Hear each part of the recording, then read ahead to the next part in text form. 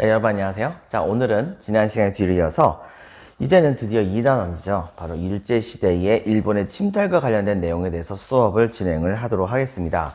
지난 수업 시간까지 우리는 바로 대한제국 시기 말까지의 우리나라에서 일어났던 여러 가지 변화에 대해서 말을 했었습니다. 문화의 발전, 뭐 이런 것들에 대해서 얘기했었죠.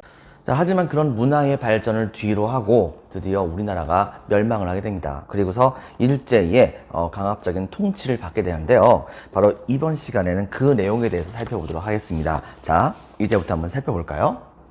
자, 여러분들 교과서는 44페이지.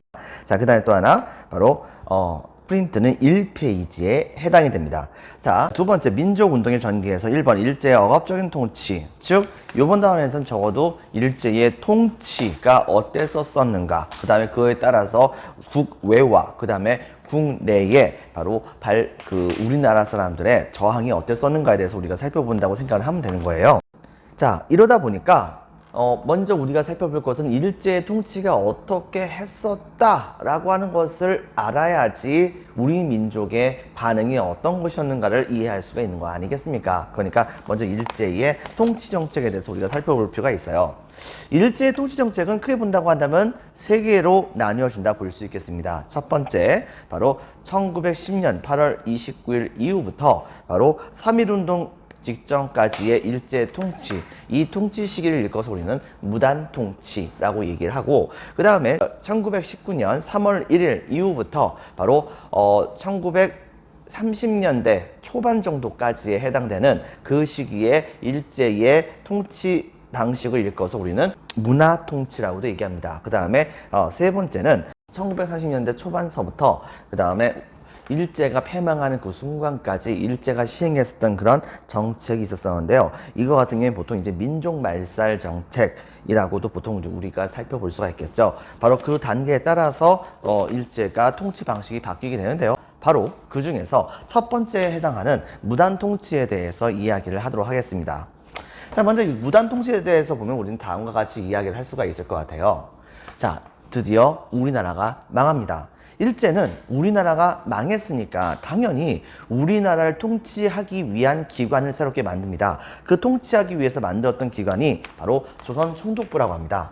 이 조선총독부는 이미 혹시 여러분 기억나는가 모르겠는데 1905년도에 우리나라에 설치됐었던 일제의 기관이 있었었죠. 혹시 기억날까요?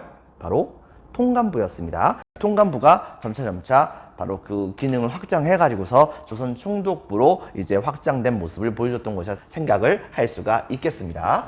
그래서 이 조선 왕조가 멸망한 다음에는 조선 왕실은 사실상 있으나 없으나 한 그런 존재가 돼버렸고 일제가 바로 우리나라를 통치하게 됩니다. 근데 여기에서 일본의 그런 법에 의해서 직접적으로 통치되는 지역으로 인정된 것이 아니라 총독을 파견해요. 그래가지고서 일본 내부에서 사용되는 법하고 그 다음에 조선 내부에서 사용되는 법이 서로 달랐었어요. 당연히 어느 정도 차별을 두는 것이 분명히 있었겠죠.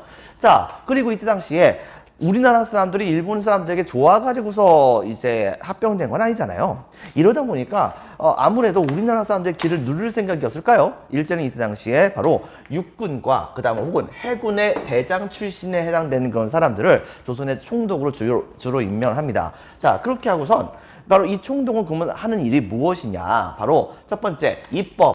조선 내부에 대해서긴 하지만은 법을 만드는 업무와 더불어서 사법, 재판과 관련된 모든 업무들, 그 다음에 바로 조선을 다스리는 데 있어서 필요한 여러 가지 행정과 관련된 모든 업무, 그 다음에 또 한 가지 바로 군대를 동원할 수 있는 그 분야에 대한 업무 전반적인 것을 다 담당합니다. 사실상 일본 국왕에게 충성을 했다는 것 뿐이지 바로 사실상 조선 총독부의 총독은 조선의 왕과 같은 권력을 이때 당시에 누렸다고 볼 수가 있겠습니다. 그렇다고 한다면 이 시대 때의 정치는 바로 어떤 방식이었을까요?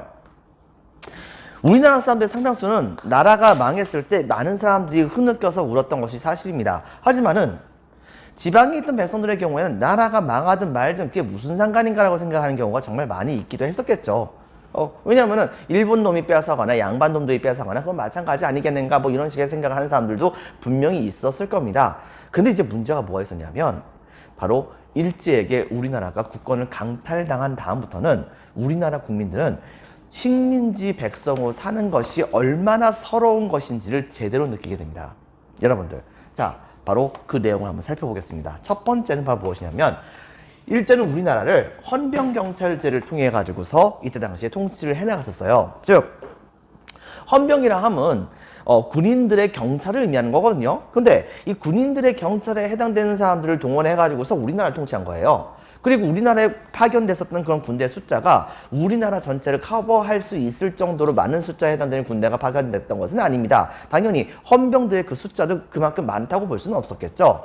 자, 그러다 보니까 이때 당시에 이 헌병들에게는 조선 사람들이 말을 잘 듣지 않는다고 한다면 그들을 제약을 할 수 있는 권한이 엄청나게 많은 커다란 권한이 주어지게 됩니다. 첫 번째, 이 헌병 경찰들은 바로 조선 내부에서 조선의 백성들을 대상으로 해가지고 경찰권은 당연합니다. 경찰이니까요. 근데 문제는 뭐냐? 사법권이 이때 당시에 주어집니다. 물론 무조건적인 사법권이 다 주어졌던 것은 아닙니다. 다만 직결 처분권이라고 해가지고서 일정 정도 이하에 해당되는 그런 법률 같은 경우에는 헌병이 알아서 그냥 시행을 했던 것이에요. 그래가지고서 벌을 주거나 하는 경우도 정말 많이 있다고 볼 수가 있는 것이겠거든요. 자, 거기다가 또 한 가지, 이때 당시에 일반적인 뭐 동사무소와 같은 일반적인 민간 행정 업무 같은 것들도 이때 당시에 이 헌병 경찰들이 담당을 했었습니다. 근데 여러분 생각해 보세요. 이때 당시에 이들은 헌병입니다. 그렇다고 한다면 나이가 많았을까요? 물론 일부는 나이가 많은 사람들도 있을 수는 있겠지만 대체로 본다고 한다면 지금으로 따져 본다고 한다면 현재 우리나라의 군인 정도에 해당되는 나이에 해당되는 사람들이 꽤 많이 있었을 겁니다. 근데 그런 사람들이 이 업무를 다 담당해요. 거기다 또 한 가지, 우리나라 사람들하고 일본 사람들하고 말이 통할까요? 당연히 말이 안 통하죠. 자, 그러다 보니까 선의를 가지고서 우리나라를 통치하고 싶었던 헌병 경찰이 있었다고 하더라도 첫 번째, 그들에게 주어진 업무는 너무 과중했습니다. 두 번째, 말도 못 알아듣죠. 자, 그렇게 되다 보니까 조선 사람들이 어떤 행정 업무를 이 헌병 경찰들이 시행을 했을 때 이거에 불만이 있어가지고서 항의를 하게 된다고 한다면 이것은 민중 봉기를 일으킨 것이 아닌가 생각을 해가지고서 이때 당시 이 헌병들은 조선 사람들을 함부로 막 대하는 경우가 정말 많았었다고 볼 수가 있겠습니다. 자, 이렇게 되다 보니까 이때 당시에 조선 사람들에게 딴 건 몰라도 바로 이 헌병들에게 함부로 까부면 안 된다라고 하는 인식을 심어줄 필요가 있었잖아요. 실제로 여러분들 우리나라에서는 1894년 갑오개혁 때에 바로 우리나라의 여러 가지 전 근대적인 법들이 전부 다 폐기가 되고 근대적인 법들을 대거 많이 바뀌어요. 그리고서 법률조차도 이때 당시에 사람을 매를 때려 가지고서 자백을 받는 그런 형태의 법률 시행이 중단되게 됩니다. 이른바 태형이라고 하는 것이 사라지게 됐어요. 즉 곤장 뭐 이런 것 같은 것이 여기에 포함되는데요. 근대적인 국가의 경우에는 이런 법률들은 없다고 보면 되겠죠. 그런데 문제는 뭐냐? 이때 당시에 바로 일본은 몰래 한반도 내부에서 조선 사람들은 맞아야지 말을 듣는다라고 생각을 해가지고서 이때 당시에 태형을 시행하게 됩니다. 여러분들 가끔가다 여러분들 주변에서 조선 놈들은 맞아야 정신 차려. 여러분들 그 말이 얼마나 X 같은 말인지 아십니까? 여러분들 그렇게 말하는 사람이 바로 일본 놈하고 똑같은 겁니다.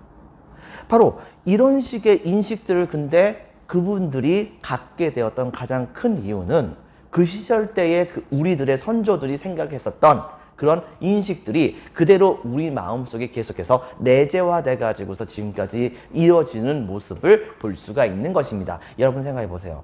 그렇다고 한다면 이러한 일제의 지배가 우리나라 사람들에게 자동적으로 패배의식을 자꾸만 안겨주려고 하는 그런 일제 의도가 얼마나 악랄한 것입니까? 이런 부분은 우리가 항상 생각을 해가지고서 이러한 형태의 잔재 같은 걸 정말 많이 없애야 됩니다. 바로 이런 식으로 일제는 바로 우리나라 사람들에게 굉장히 많은 부분에서의 열등감을 심어주려고 그렇게 많이 노력을 했었습니다. 거기에 또 한 가지, 민족운동을 탄압합니다.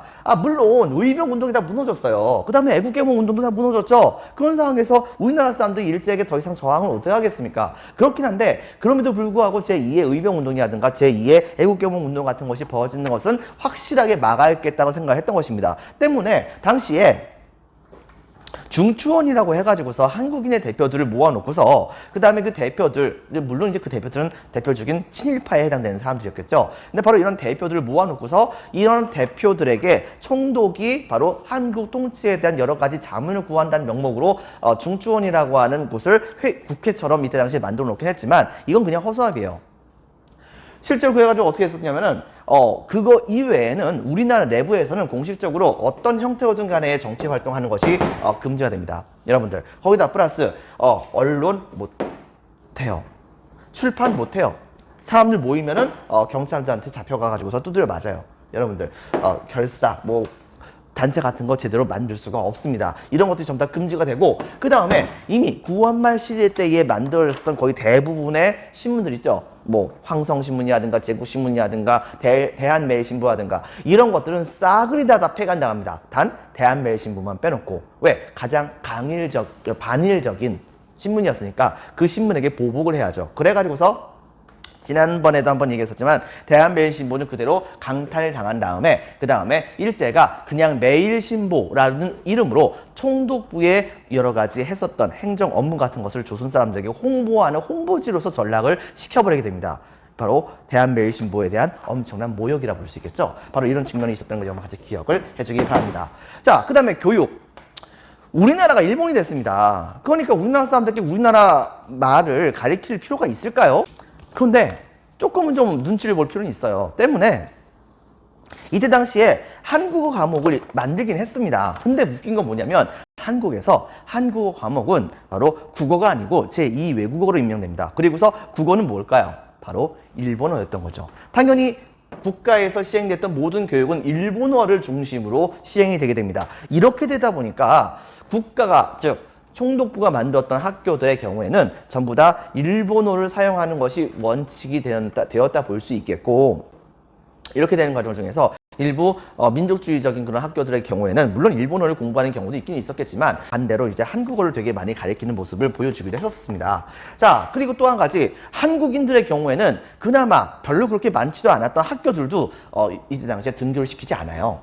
즉 어떻게 했었냐면 일단은 교육은 시키긴 시켰습니다. 왜냐면 일본 사람들이요, 우리나라 사람들을 노예처럼 부리고 싶어요. 근데 문제는 뭐냐? 노예처럼 부리고 싶은데 말이 안 통하면 부릴 수가 있겠습니까? 원하는 대로 바로 한국 사람들을 조종할 수가 있겠어요? 거기다가 두 번째, 바로 일본 사람들이 공장을 만들었다고 치죠. 그 공장을 돌릴 때에는 노동자가 많이 필요할 거 아닙니까? 근데 제일 중요한 것은 그 노동자들 중에서 기계를 돌릴 줄 아는 노동자가 있어야 할 거 아닙니까? 당연히 딴 건 몰라도 그러한 기계의 설명서라든가 이런 것을 볼 수 있는 바로 초보적인 기술 지식 같은 것은 갖고 있는 그런 사람이 있어야지 공장을 돌릴 거 아니에요. 그러다 보니까 일제는 딴 건 몰라도 딱 그 정도만, 즉 초보적인, 고급도 아닙니다. 가장 초보적인 그런 이제 직업교육 같은 것만 실시했었어요. 고등교육으로, 그것도. 여러분들. 그리고 우리나라엔 대학교가 존재하지 않았습니다. 여러분들. 자, 이렇게 하고 우리나라 사람들에게는 인문교육, 그러니까 역사라든가 그 다음에 철학이라든가 사회 이런 것들 전혀 안 가르칩니다. 왜? 우리나라 사람들의 민족의식이 드높아질 것을 항상 두려워했기 때문이죠. 그러다 보니까 우리나라 사람들 이런 것을 배울 때가 민족학교가 가르쳤었던 그런 이제 민족교육 정도밖에 없었고, 나머지 일제가 제공하던 교육 서비스에서는 전혀 이런 것들을 활용할 수 있는 상황이 못 됐었어요. 바로 이러한 것이 우리나라 사람들을 초보적인 부분만 가르쳐주고 그 다음에는 교육을 하지 않는, 즉 어리석은 백성을 만들어 가지고서 말 그대로 이 백성들을 좌지우지 자기 마음대로 해나가려고 하는 일종의 우미나 교육에 해당된다고 충분히 볼 수가 있는 거 아니겠습니까? 어리석은 백성을 만드는 교육이라는 뜻이죠. 자, 거기다 또 한 가지, 그나마 학교에서 일부는 우리나라 학생들이 있을 거 아니에요? 우리나라 학생이라든가 혹은 일반 백성들이 교사라든가 아니면은 공무원들에게 민족적인 감정을 인해 가지고 반발을 하는 경우가 있을 수도 있는 거 아닙니까? 자, 이런 것을 막기 위해서 감히 함부로 달려들지 못하도록 어떻게 하느냐? 바로 모든 관리와 모든 교사들은 기본적으로 제복을 착용합니다.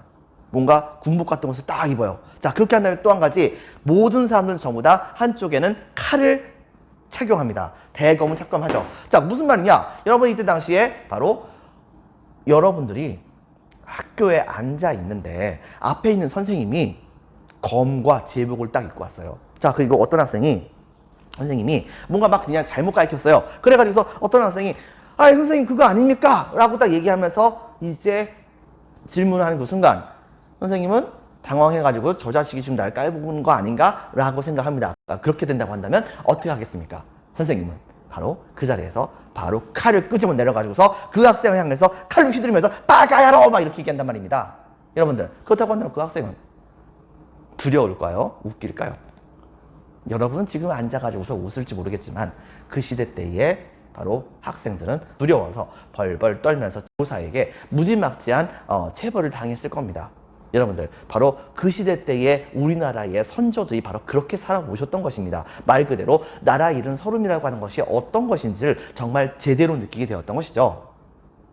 이것은 엄청난 위화감을 이끌게 만들었던 것인데, 이것은 일제의 그러한 우리나라의 침탈은 정치와 사회적인 부분만에 해당되는 것은 아니었습니다. 즉 경제적인 부분에서는 바로 되게 중요한 사업이죠. 토지조사 사업이라고 하는 사업을 이때 당시에 실시하게 돼요.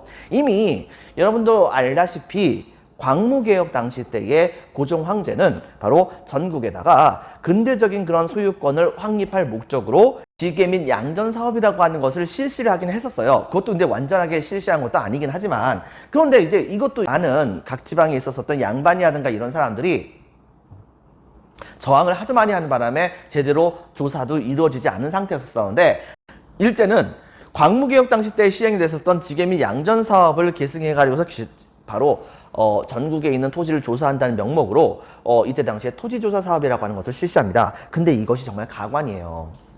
자, 문제는 뭐냐? 일단은 명분이 이겁니다. 즉, 지금 현재 백성들에게 세금을 걷고 있긴 하지만 그 백성들이 제대로 세금을 내고 있는지는 우리가 잘 모르겠다. 즉, 부자인 사람이 바로 장부를 속여가지고서 가난한 사람들에게 자신들의 세금을 떠넘기고 그 다음에 자기네들은 세금 안 내고 뭐 이런 경우가 있을 수 있지 않겠는가. 그러므로 이때 당시에 바로 국가에다가 내고 있는 토지세를 공정하게 부과를 하겠다. 그리고 또 한 가지, 바로 그 예전에 있었던 그런 토지 소유 장부 같은 경우에는 해당되는 토지가 어디에 위치해 있고, 또 한 가지, 그 토지의 소유가 누구 것인가, 면적은 얼마나 되는 것인가, 이런 거에 대한 기록들이 거의 없다. 그런데 이렇게 하게 된다고 한다면 토지에 대한 제대로 된 세금 같은 것을 부과할 수가 없다. 그러므로 이때 당시에 바로 이 일제는 우리나라의 전반적인 모든 토지의 면적이 어떻게 되고 경계가 어떻게 되며 그 토지의 소유가 누구 것인지를 전부 다 확인하기 위해서 조사를 실시하겠다. 바로 이렇게 하게 됨으로써 근대적 토지 소유권을 확립하겠다라고 하는 것을 이때 당시에 주장을 했습니다. 여러분들 살펴보죠. 자, 그렇지만 여러분 생각해 보세요. 일제가 기껏 자기네들이 돈 들여가지고서 굳이 이렇게 할 필요가 뭐가 있을까요? 이건 당연한 겁니다. 일제도 우리나라 통치하려고 한다면 돈이 필요할 거 아니에요. 돈이 필요하니까 적어도 세금을 걷어야겠는데, 이때 당시에 가장 큰 재산이야 볼 수 있는 것이 토지니까 누가 토지를 많이 갖고 있는가 이걸 알아야지 그 사람들에게서부터 세금을 좀 걷어야 될 거 아닙니까? 자, 이렇게 되다 보니까 자연스럽게 이때 당시에 어느 지역에 누가 어떤 토지를 소유했고 어떤 사람이 살고 있는가 뭐 이런 것들 전부 다 파악하기 위해서 기본적인 식민 통치를 위한 기초적인 자료를 만들려고 하는 모습을 보여주게 되었던 것입니다. 뭐 이것은 국가를 통치하는 입장에서 그럴 수 있다고 쳐요. 근데 이제 문제는 뭐냐면, 이렇게 되게 되면서 당시에 이 토지조사 사업을 웬만하면 다 뺏어버립니다. 여러분들, 웬만하면 다 뺏어버리고 그 다음에 국유지로 산정해가지고서 이 국유지를 소장농들에게 빌려준다는 원칙하에, 물론 여기서 소장농은 한국인이겠죠. 바로 이때 당시에 이 한국인에게서부터 많은 양에 해당되는 이제 세금 같은 것을 걷어나가는 모습을 막 보여주려고 했던 것이에요. 즉 이때 당시에 이렇게 됨으로써 많은 토지를 이 총독부가 장악한 다음에 거기서부터 얻어지는 세금을 많이 갖고 있어가지고서 이제 식민지 통치 자금으로 활용할 목적이 있었던 것입니다. 그 구체적인 방법은 다음과 같아요. 바로 이런 것입니다. 첫 번째, 일제는 우리나라 사람들에게 다음과 같이 이야기합니다. 바로 어느 지역에 있었던 우리나라 조선의 백성들은 자기가 갖고 있는 그런 토지의 소유권을 증명할 수 있는 권한 같은 것을 바로 근처에 있는 뭐 동사무소라든가 뭐 이런 곳에다가 관청에다가 신고하시오, 딱 이렇게 얘기한 거예요. 여러분들, 신문이 튼다고 한다면 이따만한 그런 신문에 요만하게 공고를 낸 거죠. 그리고서 돌아다니면서 바로 우리나라 사람들에게 이야기합니다. 몇 월 며칠까지 그 소유지를 바로 신고하시오 라고, 그러면서 일본어로 얘기하거나 아니면은 공고문을 그 지역에 있는 백성들에게 보여줄 때 바로 이 공고문은 자기네들은 이제 일본 관청이니까 바로 일본어로 써가지고서 혹은 한자를 잔뜩 써가지고서 이때 당시에 우리나라 사람들에게 보여준 겁니다. 여러분들, 거기다 또 한 가지, 정작 이것을 알았어요. 사람들이 이걸 알아가지고서 우리나라 사람들이 관청에 가가지고서 토지를 신고하려고 해도 그 토지가 바로 그 사람의 것인지를 증명하게 하는 그 절차를 굉장히 복잡하게 만들어요.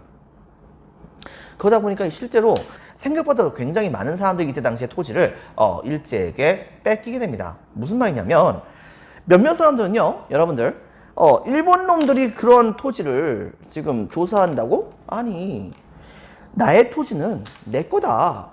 내 토지가 발이 달린 것도 아니고 뭐가 달린 것도 아닌데 일본 놈이 조사를 하든 말든 그게 무슨 상관이야? 내 토지는 내 토지니까, 그러니까 일본 놈들의 행정 절차에 난 절대로 협조하지 않을 거다 라고 얘기했던 모든 사람들은 그대로 그 땅 다 뺏겨버립니다. 일본 놈들은 그때 당시에 바로 미신고 토지에 대해서는 주인이 없는 토지로 간주를 해버려가지고 뺏어버려요.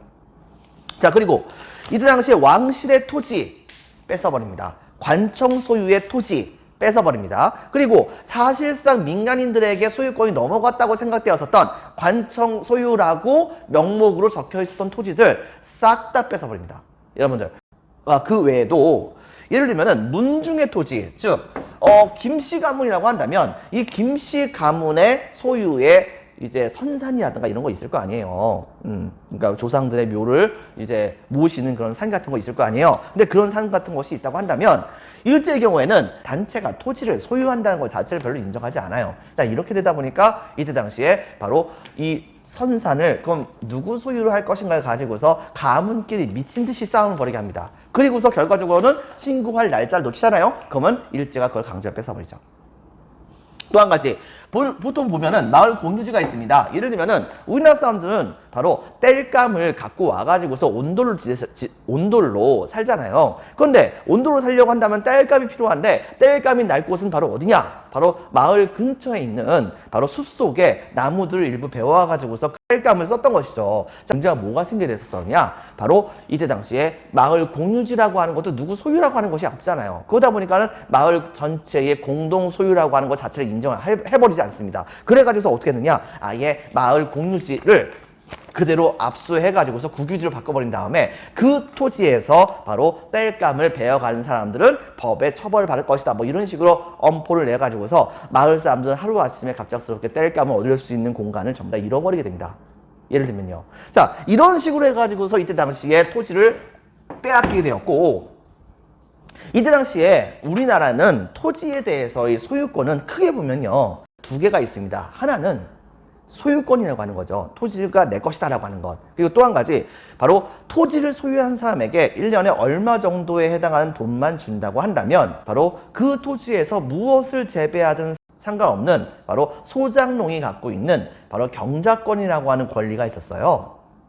근데 이 경작권이라고 하는 권리도 굉장히 중요한 것이라서 이 경작권은 이때 당시에 이 소장농들이 소유권처럼 갖고 있었던 또 하나의 토지에 대한 소유권에 해당되는 것이었습니다. 실제로 이것은 상속도 되기도 하고 사고 팔기도 하는 것이었어요. 그런데 이때 당시에 일제는 바로 토지에 대한 소유권은 소유권만 인정하지 경작권이라고 하는 것은 인정하지 않는다라고 딱 선언해버린 겁니다.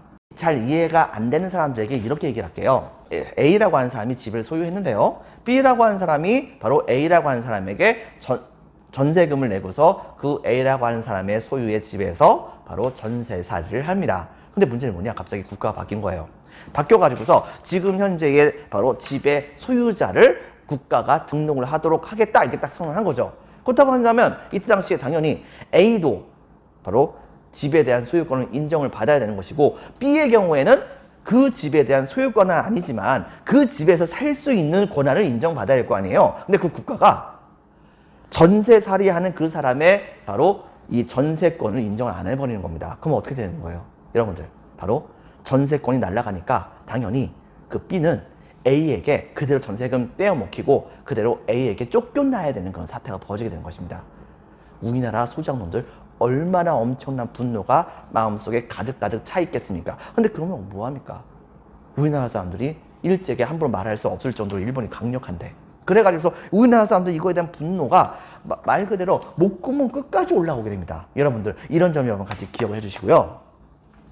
자, 그리고 또 한 가지, 지주들의 소유권을 인정해줍니다. 여러분 생각해보세요. 지주에 대한 소유권을 인정을 해주다 보니까 당연히 지주들의 경우에는 바로 자기들의 소유권을 강화시켜줬던 일제에게 고마웠겠죠. 그러다 보니까 다는 아니지만 꽤 많은 이때 당시의 지주들이 바로 친일적인 성향을 띠는 경우가 점점 많아지게 됩니다. 결과적으로는 바로 일제는 우리나라의 부자에 해당되는 사람에게 다가가가지고서 우리나라 스스로를 내부 분열시키는 모습도 실제로 보여줬다고 볼 수 있는 것이겠죠. 바로 이런 측면이 있었다는 것을 여러분 같이 기억해 주시고요. 결과적으로 어떤 게 벌어졌느냐?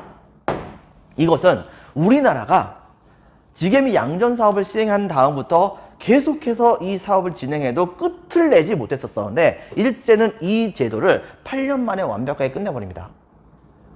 여러분 생각해보세요. 8년 만에 완벽하게 끝냈다. 사실 그런 면에서 본다고 한다면 대단하다고도 얘기할 수도 있습니다. 근데 문제는 뭐냐면 그렇게 완벽하게 끝냈다는 것은 바로 그만큼 일본의 논리를 강제로 우리나라 사람들에게 들이밀어 가지고서 우리나라 사람들이 무조건 따르게만 만드는 바로 폭력적인 방식으로 이 사업이 진행되었다고 볼 수 있는 거 아니겠습니까?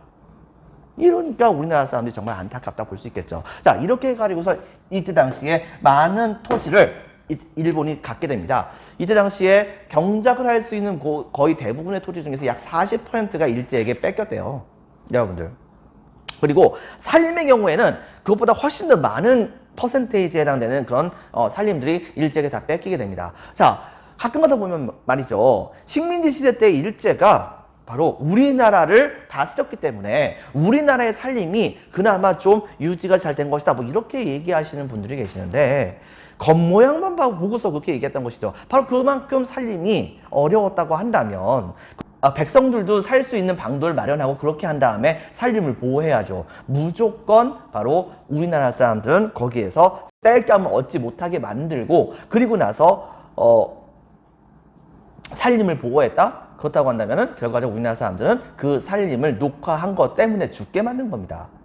이것을 칭찬해야 됩니까? 여러분들 이런 측면을 여러분 같이 기억을 해주기 바랍니다. 그리고 제일 중요한 것 중에 하나 이때 당시에 토지를 몰수했죠?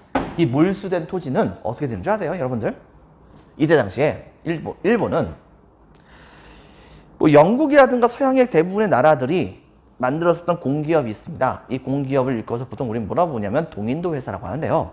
이 동인도 회사와 비슷한 그런 형태의 일종의 공기업, 바로 동양척식 주식회사라고 하는 일종의 토지회사를 만들어요. 그 다음에 이 토지회사에다가 바로 이 막대한 양에 해당되는 토지를 이때 당시에 헐값으로 넘깁니다. 그리고서 이 동양척식 주식회사가 그 토지를 활용해가지고서 열심히 바로 수익을 만들어내면 그들의 그 동양척식 주식회사의 대주주는 당연히 일본이었겠죠. 그러니까 일본은 바로 거기에 대한 수익을 얻고 뭐 이런 식의 모습을 보여줬던 것입니다. 거기다 또 한 가지. 근데 빼앗았던 조선의 토지들을 하나의 회사가 전부 다 담당한다는 것은 좀 문제가 있는 거잖아요. 그러다 보니까 일제는 이 동양척식 주식회사 이외에도 각종 여러 개의 토지 회사와 그 다음에 또 한 가지 일본 내부에서 몰락했었던 사람도 있었습니다. 즉 당시 상황이 있었어요. 일본은 이른바 빈부격차의 문제가 굉장히 심하게 일어나게 됩니다. 이때 당시에 부자였던 사람들은 계속해서 부자가 되긴 했었지만 가난했던 사람들은 직업을 가져가지고서 거기서 노동으로서 일만 해주다가 그러다가 직장에서 잘리면은 몰락하고 그 다음에 빈민으로 전락하고 하는 경우가 정말 많았었어요. 그 다음에 일본의 농촌 같은 경우에서도 바로 그렇게 몰락했던 사람들도 정말 많았었고요. 바로 그런 사람들은 바로 사회에 불만 세력이 되기 마련이죠. 일제의 입장에서 본다고 한다면 그런 불만 세력이 늘어난다고 한다면 국가가 자본주의 국가로 점차 성장하게 되는 데 있어서 그들 때문에 자본주의 국가의 성장이 굉장히 힘들어질 수도 있는 그런 상태가 될 수가 있었던 것입니다. 자, 이랬기 때문에 일제는 바로 여기에서 절묘한 수를 하나 쓰죠. 그것은 바로 뭐냐? 국내에 불만 세력으로 전락했었던 사회적인 하층민 계층에 해당됐던 그런 사람도 있었죠. 이런 사람들에게 다음과 같이 홍보합니다. 자, 쌉니다. 바로 조선이라는 땅은 일본과 그다지 다르지 않습니다. 거기에서 엄청나게 막대한 양에 해당되는 토지들이 헐값으로 나왔는데 바로 이 헐값으로 나온 토지를 이 일본 안에 있는 그런 사람들이 와가지고서 살고서 사가지고 조선에 정착하게 된다고 한다면 그들에게 막대한 혜택이 주어질 것입니다. 근데 문제는 뭐냐? 사회 하층민이라고 했었잖아요. 그러다 보니까 그들이 비록 운 좋게 어떻게 배를 타고서 조선을 건너왔다고 하더라도 그들이 이때 당시에 한반도 안에서 토지를 일제가 조선인에게서부터 강탈했었던 토지를 받아가지고서 일구어 먹을 수 있는 그런 돈이 없지 않습니까? 그러니까 그 다음 단계 가서 바로 이 일제는 일본의 하층민 계통에 해당됐던 그런 사람들에게 바로 일본의 하층민 계층에 해당됐던 사람들에게 뭘 했었냐면 돈을 빌려줘요. 많은 돈을 빌려줘가지고서 그들에게 바로 동양 척식 주식회사라든가 아니면 총독부가 이제 주는 그런 토지를 돈 주고서 사게 합니다. 그리고서 바로 빌려준 돈은 그 토지에서 1년에 나오는 일정 정도에 해당되는 그런 수확량 있죠. 그 수확량을 몇십 년에 걸쳐 가지고서 납부를 하게 하는 거예요. 납부를 하게 해가지고서 그래서 이것을 최종적으로 갚게 된다고 한다면 바로 그 사람은 그 토지의 주인이 되는 겁니다. 여러분 생각해 보세요. 자, 이렇게 된다고 한다면 일본에서 건너왔었던 일본의 그 하층민 출신에 해당됐던 그런 사람들은 단숨에 조선 안에서 엄청난 지주가 되는 겁니다. 여러분들, 그렇게 해서 이때 당시에 많은 일본인들이 우리나라에 건너오게 돼요.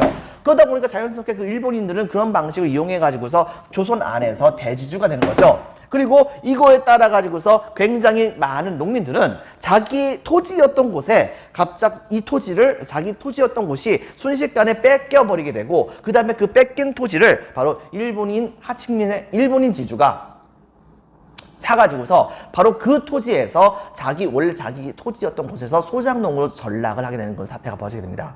문제는 뭐냐? 그 토지도 계속해서 붙여 먹을 수가 없었던 것이죠. 바로 일본인 지주에게 잘 보이지 않으면 그 다음에 그대로 잘려버릴 테니까요. 여러분들, 이런 식의 모습을 보여주게 되면서 굉장히 많은 그런 소작농들이 바로 농민들이 엄청나게 절망하게 됩니다. 바로 그렇게 되다 보니까 더 이상 조선 땅에 대해서 정내미가 떨어지는 거예요. 그러다 보니까 이분들의 상당수가 이때 당시에 만주와 연해주로 떠나게 되었던 것이죠. 바로 그분들의 후예들이 바로 지금 우리가 알고 있는 바로 조선족에 해당되는 분이라든가 아니면은 고려인이라고 불렸던 사람들이라고 볼 수가 있겠습니다. 이런 것을 같이 기억을 해주고요.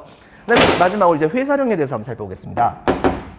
이 회사령은 회사령이잖아요. 회사 만드는 것과 관련된 그런 명령입니다. 무슨 뜻이냐? 당시에 일제는 우리나라에서 강력한 자본이 등장하는 것을 견제하려고 그렇게 노력을 하게 됩니다. 민족 자본이 성장하는 것을 억압을 해야겠죠. 근데 민족 자본이 성장하는 것을 억압을 하게 하려면 좋은 방법이 딱 두 개가 있어요. 하나는 첫 번째, 토지를 많이 안 갖게 합니다.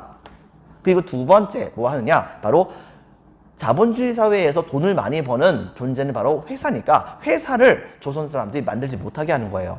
그렇게 해가지고서 우리나라 사람들이 그 자본을 계속해서 쌓아 놓는 것을 일부러 방해를 엄청나게 했던 것입니다. 즉, 예를 들면 이런 식이에요. 내용에서는 조선 사람들이 회사를 설립하려고 한다면 반드시 총독부의 허가를 받았어야 했습니다. 제일 중요한 것은 지금 여러분들 회사라든가 기업 같은 걸 만들 때 국가에게 허가를 받아야 됩니까? 국가에게 신고만 하면 됩니까? 여러분들, 바로 국가에게 신고만 하면 됩니다.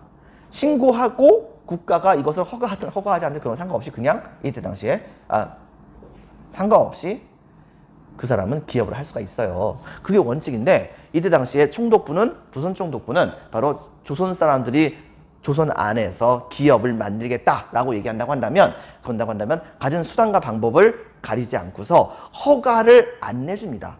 허가를 최대한 안 내주게 돼가지고서 이때 당시에 그럼에도 불구하고 이 국가에게 필요한 여러 가지 물건을 만드는 기업 같은 것이 필요할 수도 있는 거잖아요. 그런 경우는 어떻게 하냐면 바로 조선 자본이 일본 사람과 같이 손잡게 만드는 거예요. 그래가지고서 한일 합작 회사를 만들게 한 다음에 그걸 통해 가지고서 기업을 만들거나 아니면은 일본 기업들이 우리나라 국내에 진출했었던 분야가 있을 겁니다. 근데 이런 분야를 제외한 나머지 분야에 대해서만 한국인들이 소규모로 기업을 만들 수 있도록 조치를 취해주게 됐던 것입니다. 이렇게 되다 보니까 당연히 우리나라에 돈 많은 사람들이 기업 같은 것을 제대로 만들 수가 없었겠죠.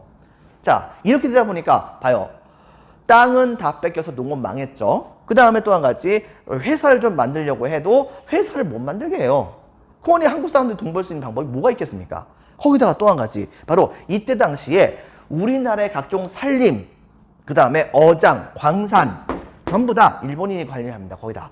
여러분들. 자, 이렇게 해가지고서 이것들을 함부로 건드리지 못하게 하고 그 다음에 일본인들만 거의 이것을 장악을 해가지고서 운영할 수 있도록 시스템을 만든 다음에 실제로 이제 어장 같은 경우에도요. 우리나라 사람들 어촌에 살고 계시는 분들 계실 거 아니에요. 근데 이런 분들에게는 예를 들면은 그물의 그런 촘촘함 있잖아요. 그물을 굉장히 띄엄띄엄 이렇게 그물을 굉장히 띄엄띄엄 이런 식으로 고기를 잡는 그물을 만들게 합니다. 그리고서 일본 사람들에게 허가해 줬던 그런 그물의 경우에는 굉장히 촘촘하게 이런 식으로 금을 만들 수 있게 조치를 취해주는 거예요. 그렇게 해가지고서 일본 사람들이 한번 그 지역을 훑고 가잖아요. 그러면 조선의 어부들은 거기 가가지고서 바로 제대로 된 물고기 잡을 수가 없겠죠. 이렇게 촘촘한 그물에 물고기 다 잡힐 거 아닙니까? 여러분들, 이런 식이 되게 되면서 조선의 어업적도 이때 당시에 발전을 할 수가 있는 상황이 못 됐던 것입니다. 자, 거기에다가 인삼과 담배를 전매를 합니다. 실제로 인삼과 담배를 전매했던 것은 바로 이때부터 지금까지 이어졌다고 볼 수 있는데요. 즉 조선의 특산물이라 볼 수 있었던 인삼과 그 다음에 또 한 가지 많은 사람들이 기호식품으로 이때 당시에는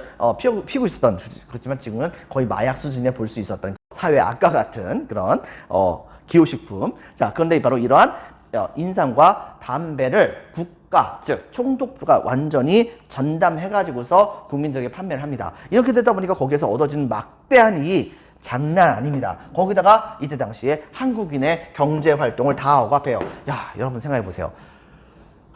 정치적인 자유도 요구할 수가 없었고, 농업도 제대로 할 수 없었으며, 언론도 제대로 말할 수 없었고, 교육도 항상 위협받아요. 거기다 또 한 가지, 회사도 못 만들어요. 어업도 제대로 하지도 못하고, 광산도 제대로 못 팝니다. 이게 사람 사는 거예요? 여러분들? 그러니까 우리나라 사람들이 이때 당시에 나라 잃은 서론이 정말로 가슴속에 북받칠 수밖에 없었던 것입니다. 그러다 보니까 바로 1919년 3월 1일 날 그 분노가 한꺼번에 폭발을 하게 되었고, 이것은 일제도 함부로 건드릴 수 없을 정도로 걷잡을 수 없는 상태가 되었다고 우리가 찾아볼 수가 있는 것이겠죠. 자, 지금부터 살펴보도록 하겠습니다. 여러분 프린트 1페이지. 자, 1번 무단통치를 실시하다. 자, 1번에 헌병경찰제로 무단통치를 실시하다. 별표 1개 반. 동그라미 1번 조선총독부. 조선총독부의 설치. 동그라미 1번 식민통치의 최고기구로서. 동그라미 2번 육군이나 해군 대장 출신의 빈칸에 적혔습니다. 총독이 입법, 사법, 행정, 군사의 모든 권한을 장악합니다. 별표 2개. 무단통치의 내용에서는 헌병경찰제, 헌병이 경찰이었다는 거예요. 동그라미 1번 헌병경찰. 동그라미 1번 빈칸에 적혔습니다. 헌병경찰이 일반 민간 행정 업무도 담당했었습니다. 거기다 동그라미 2번 사법권과 그 다음에 경찰권을 전부 다 장악했었는데, 특히 사법권 중에서는 즉결처분권이라고 해가지고서 뭐 법원 이런 거 따질 필요 없이 그냥 헌병이 알아서 판사 업무까지 다 해버리는 겁니다. 그래서 즉결적으로 처분을 시켜버린 거죠. 자, 동그라미 3번 바로 태형 유지, 엉덩이 때리는 거, 뭐 이런 것들이 여기 포함되고요. 자, 그 다음에 또 한 가지 민족운동 탄압에서는 동그라미 1번 한국인의 정치활동을 탄압합니다. 동그라미 2번 언론, 출판, 집회, 결사의 자유를 박탈합니다. 동그라미 3번 신문을 폐간시키죠. 교육에서는요, 동그라미 1번 일본어 중심으로 교과목을 편성합니다. 동그라미 2번 한국인에게는 빈칸에 적혔습니다. 초보적인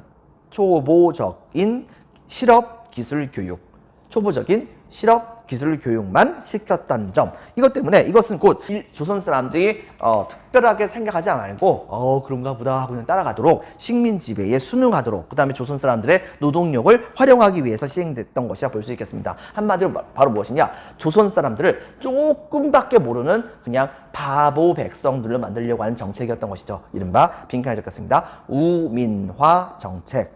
자, 기타에서는요, 관리와 교사, 박스, 동그라미 1번 제복을 착용시키고, 동그라미 2번 대검을 착검하여 위화감을 조성하게 합니다. 그 다음에 다음 페이지 내용을 보면요, 자, 2번 토지조사 사업과 산업의 침탈을 보면 다음과 같습니다. 별표 2개 반. 토지조사 사업의 실시에서는요, 동그라미 1번 지세, 즉 토지세의 공정한 부과와, 동그라미 2번 근대적 토지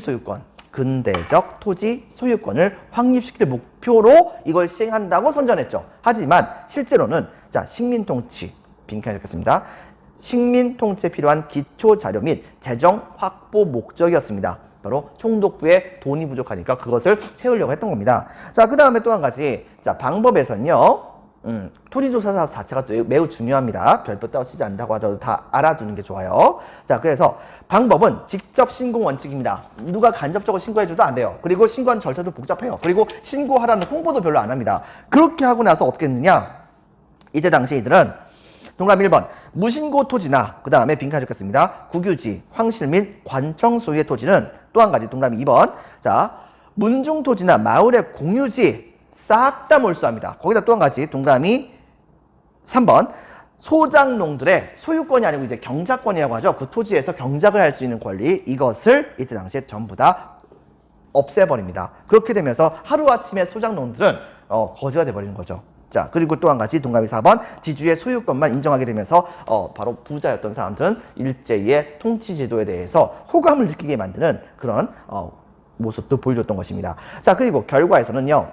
동그라미 1번 총독부의 지세 수입이 증가하고, 동그라미 2번 몰수한 토지를 빈칸에 적겠습니다. 동양척식주식회사, 동양척식주식회사나 일본인에게 헐값으로 판매하여 일본인 대주주가 증가하고 많은 농민들이 빈칸에 적겠습니다. 소작농으로 전락, 많은 농민들이 소작농으로 전락. 동그라미 2번입니다. 거기까지가. 그 다음에 동그라미 3번. 그래서 결과적으로는 한반도 안에서 살 수 없다고 느꼈던 많은 사람들이 토지를 찾아서 만주와 연해주 땅으로 이주를 하게 되었던 것이죠. 그 다음에 별표 2개 빈칸에 적겠습니다. 회사령.